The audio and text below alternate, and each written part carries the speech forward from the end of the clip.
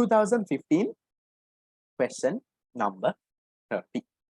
Which of the following groups would actually benefit from an occurrence of unexpected high inflationary price increase? Who is going to benefit, guys? When there is inflation, in other words, when prices increase, who will benefit? Will retired workers benefit? Retired workers are getting pensions. So in other words, they are getting a fixed income. So when the prices go up, they're still getting a fixed income, same pension. Are they going to benefit? No, they are going to lose. If they are getting a pension of 40,000 and now prices have gone up, with that 40,000, they can't get much. Will the lenders benefit? The people who give loans. Now, I gave you a loan. 1 year later, when you repay the loan, now the prices have gone up a lot. Now, with that money, I can't buy anything. No. Now, currently I had 100,000 rupees. Let's say I could have bought a phone with that. But instead, I lend it to you. I gave you the money. 1 year later, you give me the money back. You say, sir, 10% interest also. You give me 110,000.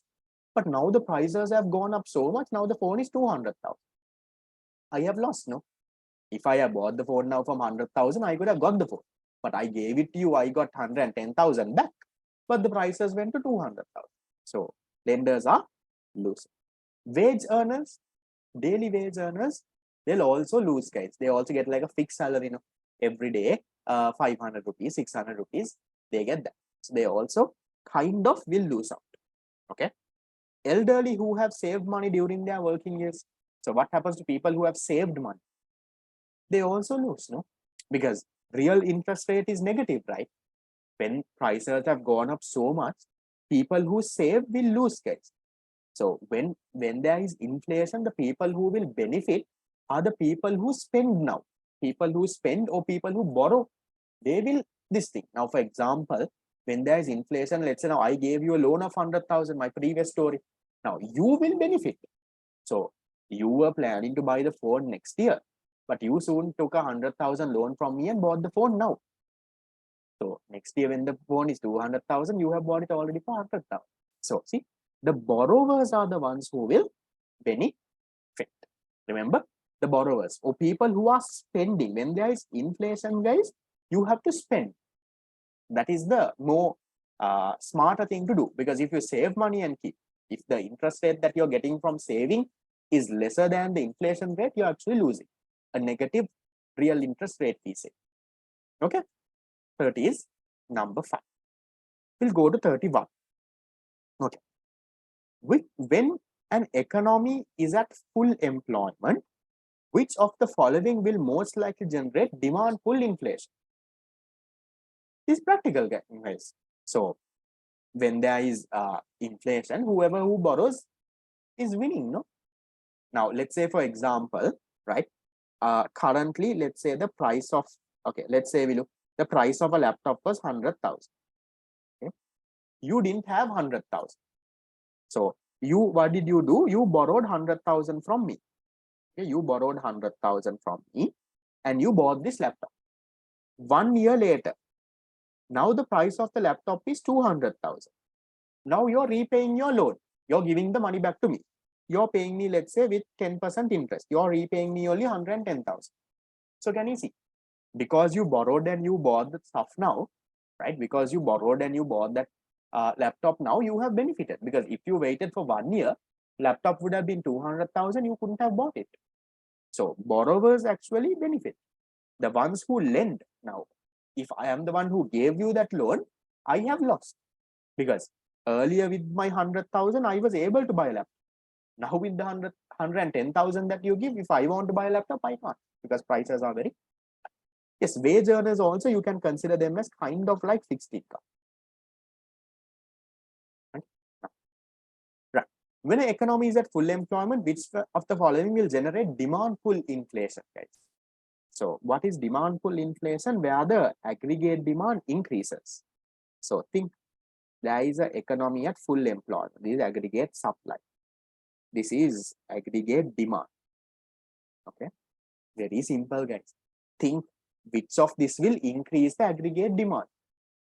If it increases aggregate demand, there will be demand pull inflation. Think and tell me which one. Decrease in the budget deficit. Decrease in the budget deficit means taxes are going up, government spending is going down. That's why the budget deficit is coming down. Then what happens? Aggregate demand will come down. Decrease in net export. Net export is a direct component of aggregate demand. Then again, aggregate demand will come down. Decrease in trade union power. That won't affect aggregate demand. That might affect aggregate supply. No. Decrease in the real interest rate. If the real interest rate decrease, people will borrow, consumption will go up, investment will go up. As a result, aggregate demand will go up. And then if aggregate demand goes up, you know, there is what? There is demand pull inflation. So can be number 4. Decrease in money supply. If money supply comes down, aggregate demand will also come down. That's not that hard. Is that okay, guys? Demand pull inflation. 31. Trade union power, yes, trade. Now you all have trade unions, right, in businesses. So the higher the trade union power, aggregate supply can come down because they will, for example, demand for higher wages. They will say they need these. So when trade union power is high, aggregate supply comes down. If trade union power goes down, aggregate supply can go up. That doesn't affect aggregate demand. So it will not cause demand pull inflation. Real interest rate is the nominal interest rate minus the inflation. That's the real interest. Now, for example, banks are saying they will pay interest of 12%. This is called the nominal interest rate. Currently, our inflation rate is 4%. So our real interest rate is actually only 8. This is your real benefit that you're getting. Okay. Right. 32. There is 32, 34, 35, 36, 4 to 5 more questions, and then we are done. Think and tell me. Over a period of 1 year, a country's inflation rate was 12%. Same period, the growth of nominal GNP was 14%. Which of the following correctly describes? Very easy, guys. Remember, same equation. MV equals PY or PT. Inflation rate is 12%. That means prices went up by 12%. Growth of nominal GNP. This whole thing went up by 14%. So fill in the blanks, guys. How much did the real output or real GNP go up by? The Y go up by? How much would that have gone up by? That would have gone up by 2%, right? That is how this went up by 14%. Then what would have happened to MV? This also would have gone up by 14%. So think money supply decreases by 2%, money supply increases by 2%. Can you say 1 or 2? Can you definitely say that money supply went up or went down by 2%? You can't say that, no? No. Real GNP increased? You can, right? Yeah. Real GNP went up by 2%. This you can say. Real GNP fell? No. Velocity of circulation increased? You can't say that. You don't know what happened on this side. Okay. Is that clear? That's not a hard question, no? You simply put the MV equals PY equation. See what happened. Price has gone up by 12%. The whole nominal GNP part, that is P into Y, has gone up by 14. That means the Y component has gone up by 2. That is the real GNP or the real GDP. Therefore, you can say real GNP has increased. Is that okay? 32. 33. Okay, very easy. The concept of near money refers to what? Near money. Near money is what? Your savings deposits, fixed deposits, treasury bills, treasury commercial papers. Those are near money. Financial assets whose capital values are too unstable. Values are not very unstable. Values are stable. No? Liquid assets that fulfill the medium of exchange. With near money, can you do transaction? Can you go and pay something with a treasury bill? Can you pay something with a fixed deposit? You can't. No medium of exchange. Liquid assets that fulfill the value of store, fulfill the function of store of value? Yes. Right? With near money, you store value and keep in a fixed deposit, treasury bill, yes.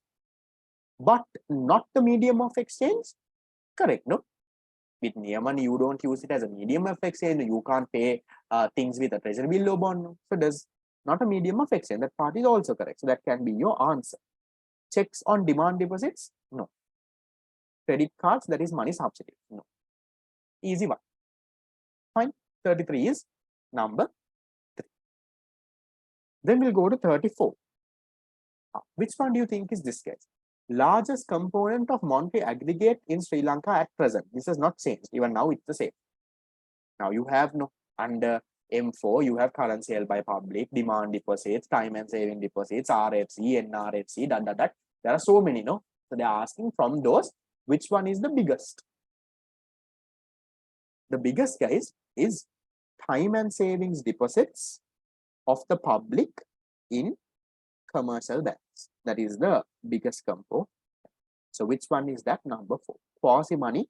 Quasi money is that? No, quasi money is near money. No. So time and saving deposits is those held in commercial bank. This is the biggest compo. It's even more than the amount of currency held by public, more than the amount of demand deposits that is there. People have more money in fixed deposits and savings deposits in Sri Lanka. Okay. That is 34. Then 35. This is a credit creation question. Yes, quasi money is another name for near money, guys. Okay. 35. Suppose that in a commercial banking system, all banks maintain 20% of their deposits as a cash reserve, SRR, 20%. One bank receives a new cash deposit of 200 million. If there is no subsequent change in currency in circulation, what will be the maximum amount of loans that the banking system can grant as a result of this? Very easy, no? Remember, we did the same question before. So a 200 million is coming. It's a banking system question. So how much of deposits will be created because of this 200 million? If the SRR is 20%, if the SRR is 20%, your deposit multiplier 1 divided by 20% is 5 times. So how much of deposits will be created? 1,000 million deposits will be created. But are they asking for deposits? No, they are asking for loans. So remember, our total reserves in the banking system is that initial deposit, 200. There are loans of, we don't know, deposits of 1,000. So how much of loans then? Balance is loans, right? Loans of how much? Loans of 800. Same question we did before. Number 3. Is that okay? Step 35.